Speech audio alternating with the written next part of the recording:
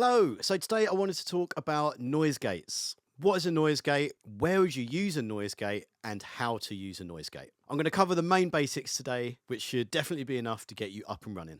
Here it comes.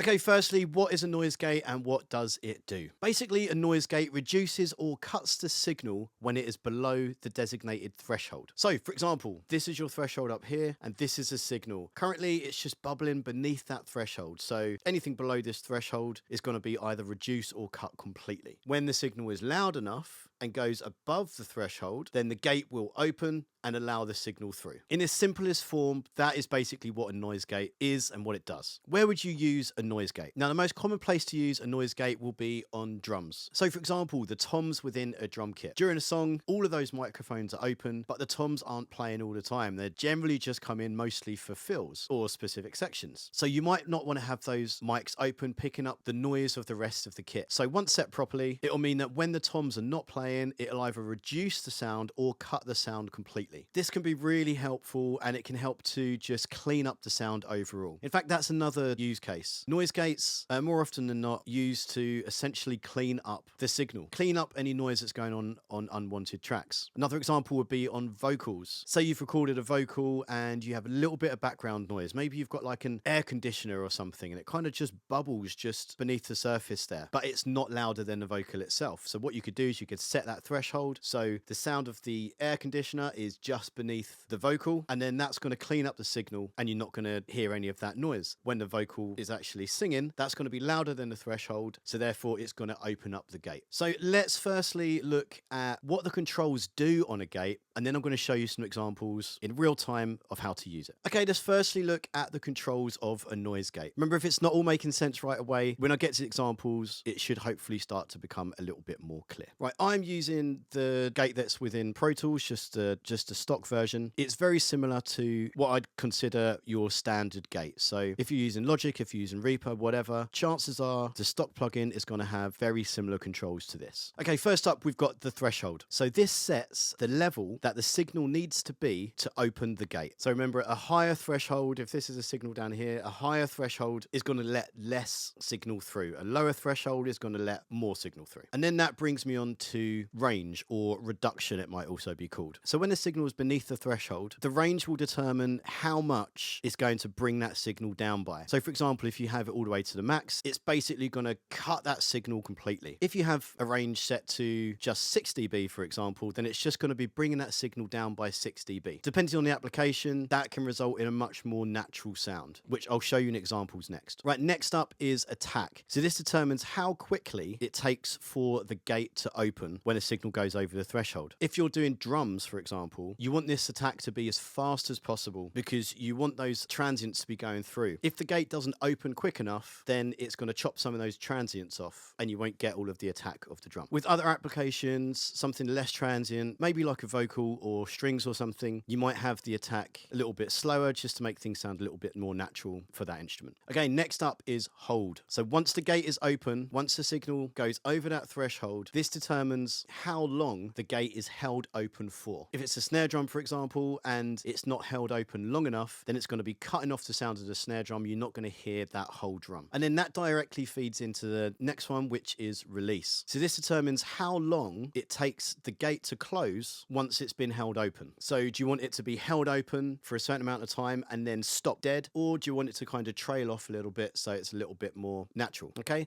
And lastly, something which you'll get on all digital gates is a look ahead option. Do you want to have look ahead on or off? Most of the time, you want to have that on. Basically, it means because we're in a digital world, the plugin can look ahead just a few more milliseconds to see what's coming, because then if it knows what's coming, it's more prepared and it can open the gate a little bit more efficiently. So generally, especially with drums, you want to have this on. Okay, they're the basic controls. Let's have a look at that in action. Okay, let's start with a snare drum. So first I'm going to show you the snare drum with the gate off, then I'm going to toggle the gate and you'll hear what it's doing.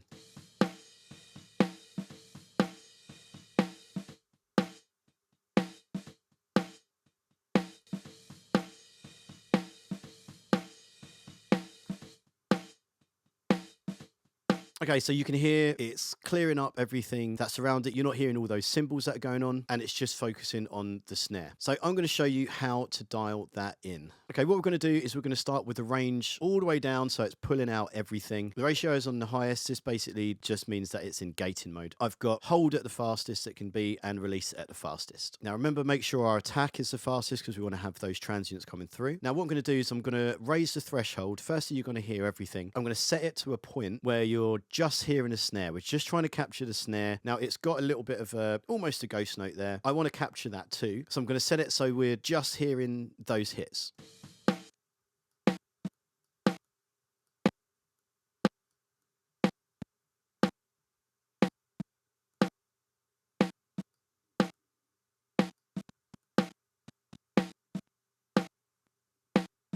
Okay, now it doesn't sound too much like a snare drum at the moment, but you can hear it's getting the hits of the snare. Now, next thing is to adjust the hold and just adjust that to a point at where you're essentially hearing the whole snare drum, but ideally not everything else which is coming after it. So let's just have a go with that.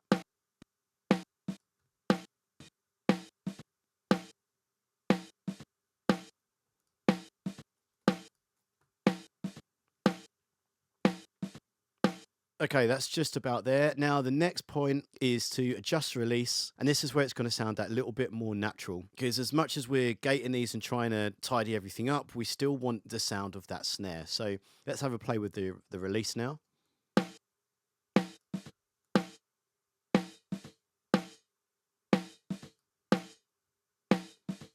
Okay, and on and off.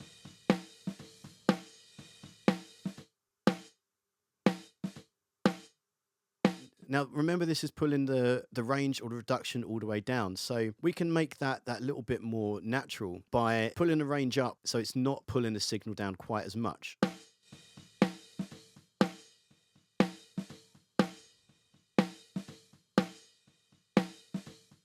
You see, now you're hearing a little bit more of the overall kit, you're getting a little bit more spill, and in general just sounds a little bit more natural. Now, this is completely a taste thing and source dependent, because it depends on what sort of thing you're going for. If you're doing a metal mix, you might want it to be pulling everything out because you need as much clarity as possible. If you're doing something which is a little bit more subtle, then you're going to leave some of that signal in there. Now, one thing to bear in mind at this point, and this is more of a mixing tip, you're going to get some information from the whole thing in your overhead, so they're going to be filling in some of the gaps. It basically means that you can get away with gating that a little bit more. Let's have a listen in context and you'll see what I mean.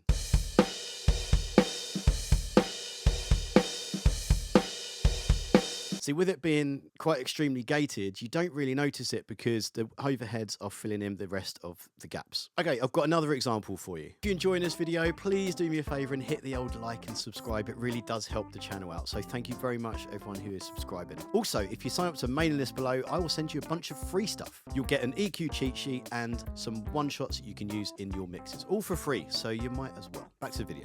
Okay, this time we're looking at toms, and firstly I'll just show you the difference that a noise gate can make to really clean up this drum kit. So this is just a toms track at the moment, toggling the gate on and off.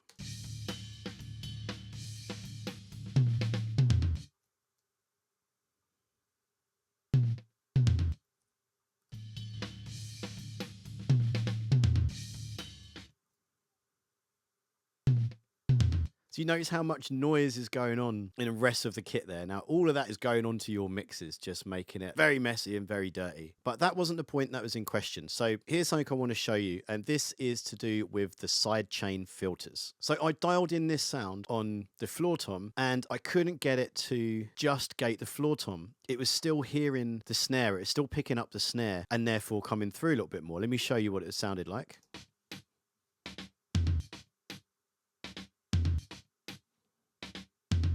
So we're just getting the floor tom at the end there, but you're still getting the taps of the snare drum. Look at if I engage the sidechain filters.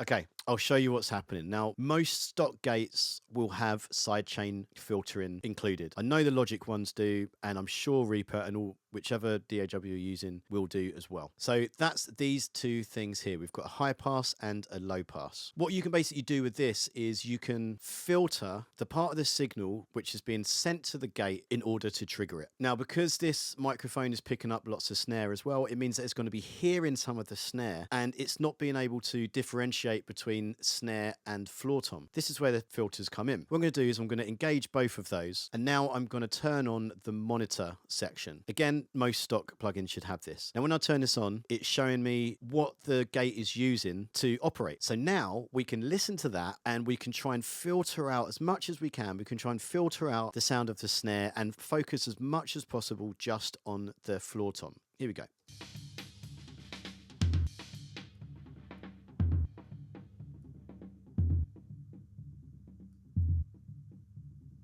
Now, I know if you're listening just on a phone or you don't have good monitoring like headphones or speakers, you're not quite going to hear that because I'm basically just listening to around 100 hertz, around where that floor tom is hitting, or at least the fundamental of the floor tom is. So now with that engaged and it's just focusing on the floor tom, it's managing to essentially block out what the snare is doing. But make sure when you listen back that you turn your monitor off, otherwise it's still just going to be playing the monitored sound and not yet the actual processed sound of the gate.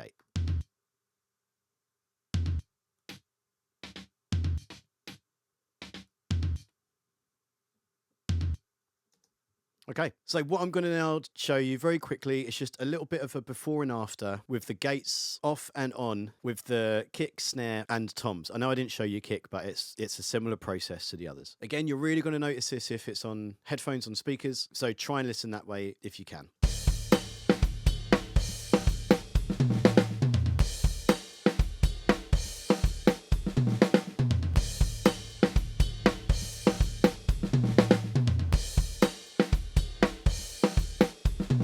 Now, remember, those have been gated quite aggressively. And as mentioned before, if you want to make things just a little bit more natural, then adjust the range. So I'm going to do that on the toms, and you're going to hear a little bit more of the overall kit in there, and it won't sound quite as stark.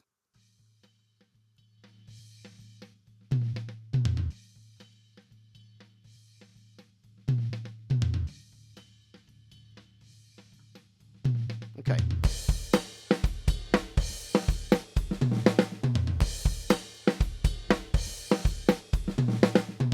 Now you can see that sounds just that much more natural, but we're still bringing down the sound of the tom mics when they're not playing, just not quite as much. So you're still getting the kind of the overall air, the overall feel of the drum kit, which might be exactly what you're going for. And there you go. I hope you found that useful. Now, as I said, those are just the basics. There's much further we can go with it, and you can of course use it on lots of different instruments. I just wanted to show you the drums because it's the most obvious place and probably the most used place for a noise gate. I'll do another video soon which will talk about some more advanced uses that you can do. By the time you're watching this, I might already have done it. But in the meantime, I hope this is enough just to help get your head around how to use a gate and show you a little bit about how useful they can be. Okay, thanks very much for watching. If you've got any comments, please leave them below and we can keep that conversation going. Okay, bye for now. See you next time.